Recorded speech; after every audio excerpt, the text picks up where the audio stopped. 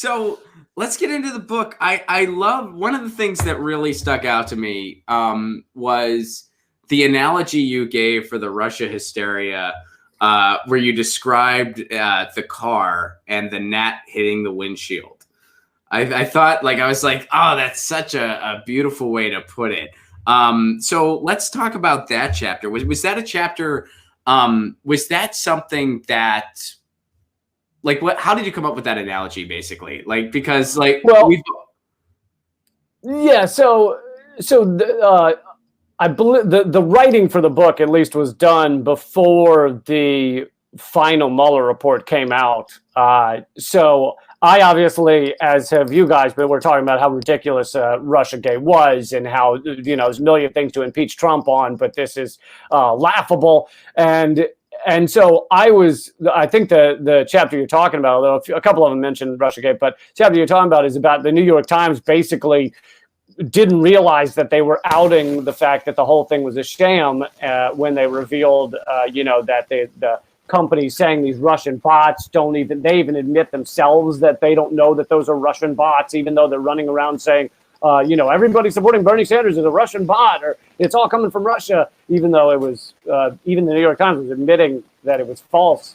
And that Hamilton 68 was used in these, top level intelligence reports as proving that Russia was doing something. Meanwhile, Hamilton 68, at least once or twice, has admitted that they don't know that any of that is Russia or anything. And so the analogy, though, with the car was these Facebook memes that, and by the way, there's an update on this. It just happened a couple of weeks ago where Mueller and the Justice Department have now dropped the indictment on the Russian clickbait farm that they couldn't prove had actually done anything with Russian coordination, with Russian government coordination. And so even an American judge, where this whole system is rigged to just let the Justice Department do whatever the fuck they want, and here you have them saying, yeah, we still can't prove anything against this company in Russia. It's a clickbait farm. 56% of the Facebook ads were after the election. Most people know a lot of this stuff by now.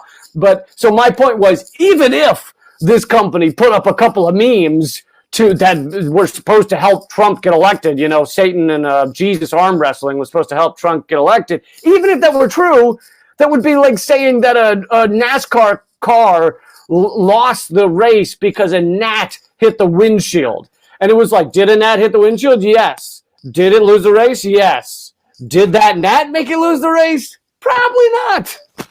The driver was drunk. Yeah. No.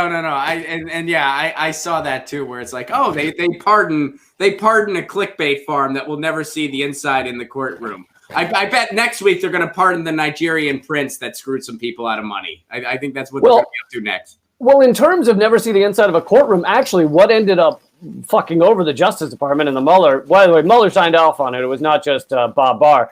But what ended up screwing them over was that lawyers for the company actually showed up in court, and they had thought that they could indict these, Russian clickbait farmers, and that they would never show up in court, so they could just say, "See, they did it." Right.